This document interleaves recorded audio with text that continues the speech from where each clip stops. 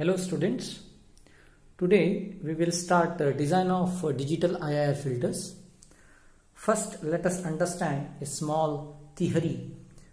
I will just explain you concept, what are the transformations that are available, and actually we need to use bilinear and impulse invariant transformations. I will just explain you about that. Okay, let us see the concept first. We know that most of the signals whatever we deal with are analog, and those analog signals which are present, we will be converting that into digital with the help of analog to digital converters. This is how the structure of digitization or digital system is. Okay, this we call it as digital system.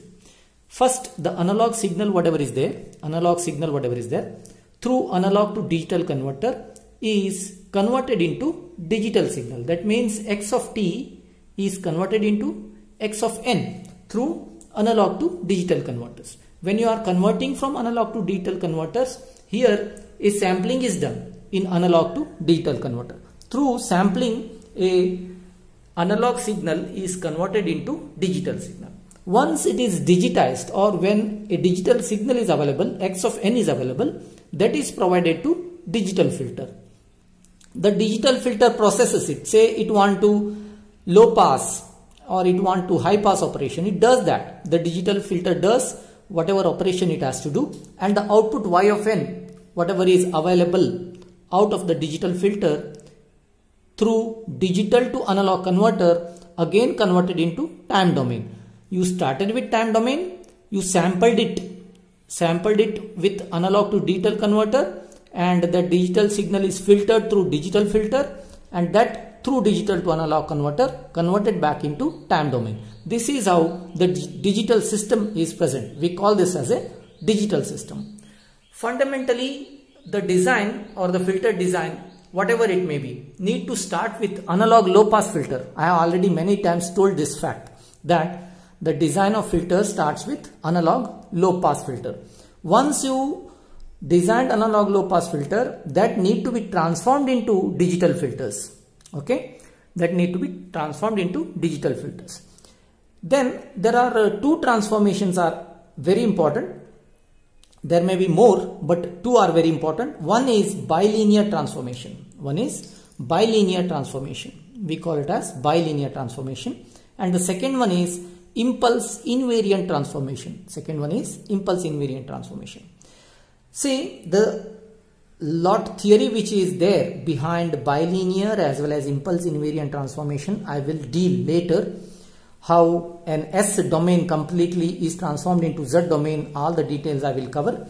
But this class is for you to understand the basic concept as well as the numerical example on bilinear transformations. Once we understood the numerical examples, obviously the theory behind bilinear transformation as well as impulse invariant transformation will be dealt. First, let us solve the numerical and then we will understand the theory behind this. Okay.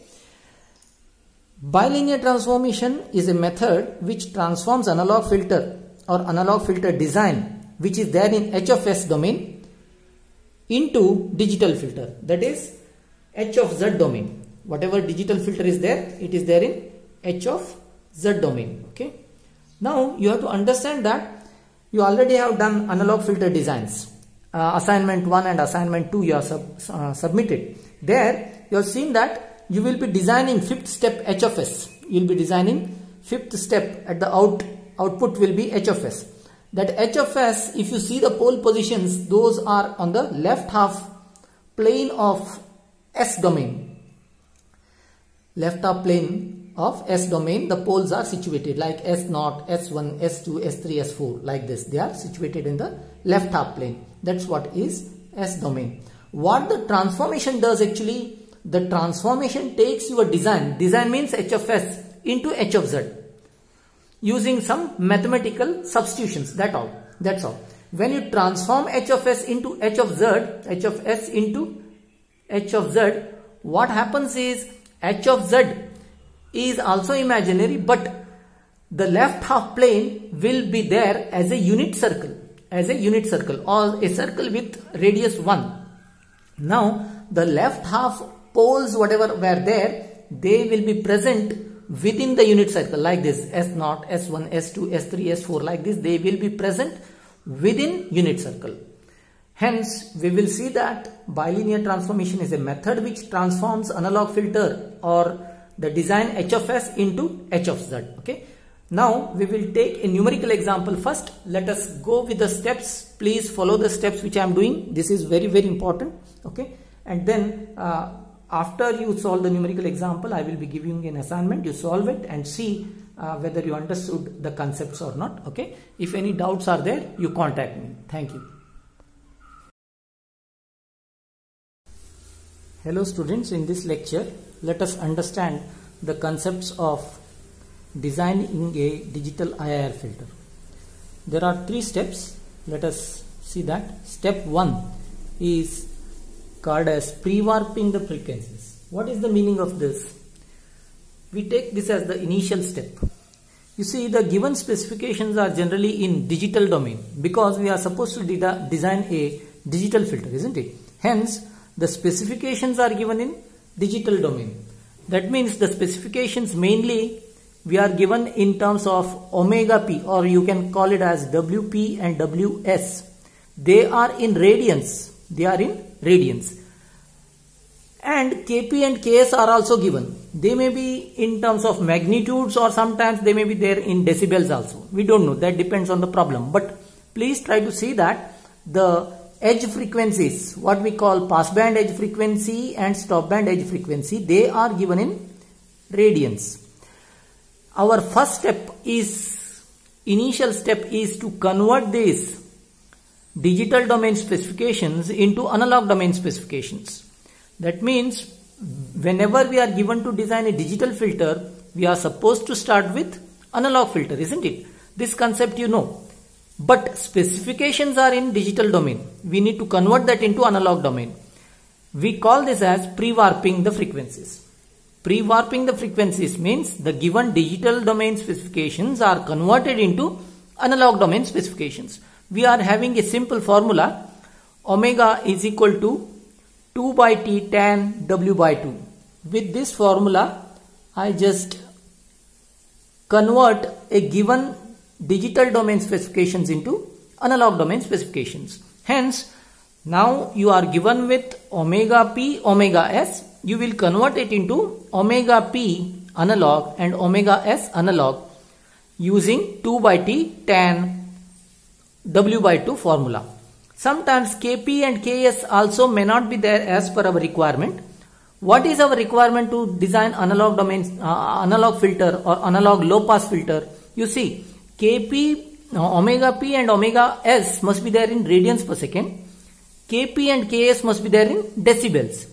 If it is not there, no, Kp and Ks are not there in decibels, you need to see to that by somehow using logarithmic formulas, you need to convert them into decibels. That's what is your job. Hence, in step 1, you have to see to that the analog domain specifications are obtained from the given digital domain specifications.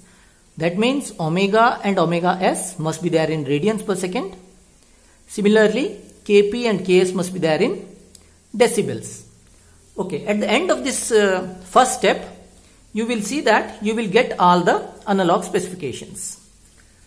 What is step 2? Step 2 is design of analog low pass filter. You see, this is simple step. You already know this. You already designed Butterworth filters and Chebyshev filters. These are analog filters which you have designed till now. Those designs generally I will be having 5 steps. Okay. The first step is to find the order of the filter. You know that. That depends on the formula. Suppose Butterworth is there, one formula. Chebyshev is there, another formula. You have to use that. Second is pole position. Pole position after finding out theta k. And third is H of S you will find. Polynomial we call, isn't it? Denominator polynomial which is there. We call it as normalized filter polynomial H of S. Normalized means you have to take omega p as 1 radians per second. Fourth step is to find the critical frequency omega c, which is generally equal to omega p, or we need to apply formula at this step, fourth step, so as to find the critical frequency. What is the fifth step? Fifth step is transformation. Suppose low pass to low pass transformation is there. Instead of S in the previous equation, you will put it as S by omega c. That's what you are doing. See, you will be passing through these 5 steps so as to get filter transfer function H of S. At the end of this step, you will get the filter transform function H of S completely available for the given frequency. Last step or the third step, you see at the end of step 2 you got a analog low pass filter.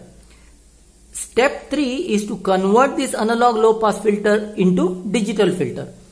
Again, this transformation helps us to take your filter design H of S, which is there in S domain, to digital filter H of Z, which is there in Z domain. Okay, that is having a very simple transformations or mathematical equation. You see at this step 2 you got H of S. You got H of S, isn't it? In that, wherever S is there, you have to substitute 2 by T, 1 minus Z raised to minus 1 divided by 1 plus Z raised to minus 1. Generally here T is taken as 1 second. Okay. With this we convert a given analog filter design which you obtained in step 2 into corresponding digital filter design H of Z. Okay. These are the 3 steps that need to be followed. I will just wrap it out. First step or initial step is called as pre-warping. Whatever digital specifications are given, convert that into analog. And then second step, design the corresponding analog filter. Third step, transform the analog filter into corresponding digital filter. Okay. We will solve one numerical example next lecture or next class. We will solve one complete numerical example. That numerical example clears all these 3 steps. Step 2 already you have done actually. Step 2 you completely have done in assignment 1 and 2. Okay. Now I will take a numerical example in the next class or lecture, and I will demonstrate to you how exactly to design a digital IIR filter, both Butterworth as well as Chebyshev. Thank you.